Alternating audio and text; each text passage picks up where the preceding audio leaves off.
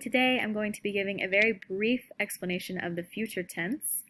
So the first thing that needs to be noted is that there are only one set of endings for all AR, ER, and IR verbs, which is so handy because you only have to memorize one set for the entire tense, unlike other tenses.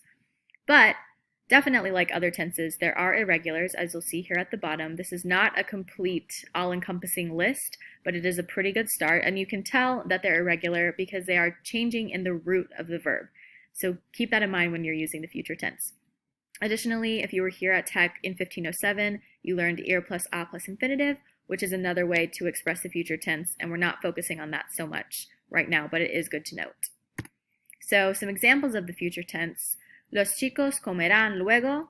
Yo viviré en Europa, te lo juro. Tú regresarás a Texas Tech pronto. Y mi amiga hará su tarea esta noche.